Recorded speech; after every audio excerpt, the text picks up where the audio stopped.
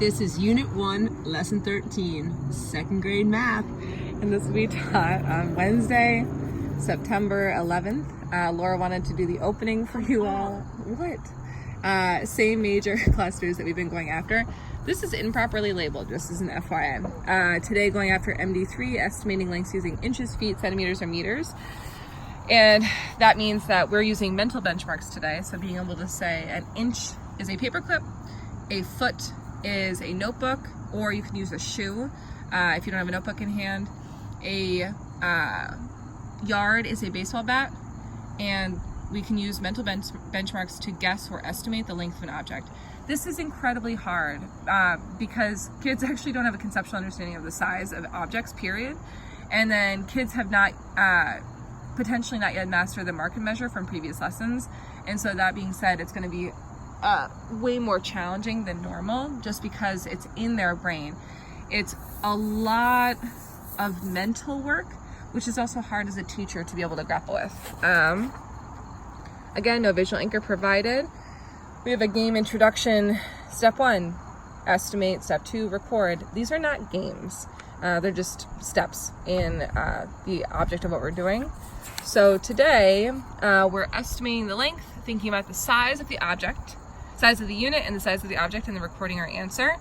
It needs to be much better than this, and I will try and get one on the next page for you to see. Okay, great. Great. So all of them are just lines, which is bad because we're just going to use inches every time rather than any other object. If you have not yet printed this, I would put images in place of lines. These are bad. Like I would do a visual of a cat, a visual of a pencil, a visual of anything, so it's not just millions of lines. Today we want them to, I'm going to draw my go-to pencil. You should use a different object. I'm just very good at drawing pencils, so I feel good about it. And it's estimating lengths. So step 1 is think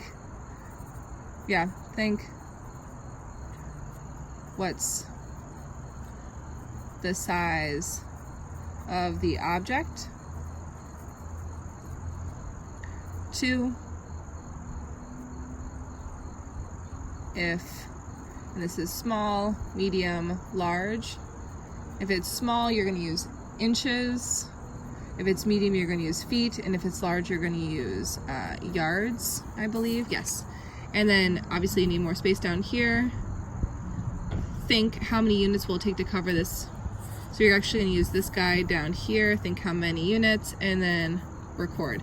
So I will go through this as a student and think. My first question to kids would be, if we were estimating this first, is this small, medium, or large? I can annotate and say this object is small. Then I think if it's small, what unit should I use? An inch. Step 4, actually. Step 3, this is step 4. Step 3 is actually, I realize that that's small, and I pick an inch. I visualize the benchmark. So it's small, so I pick a inch, which equals a paperclip. So step 1, step 2 is picking an inch, step 3 is visualizing the paperclip. Step 4 is now mentally marking and going. And I would say it's about 3 inches long.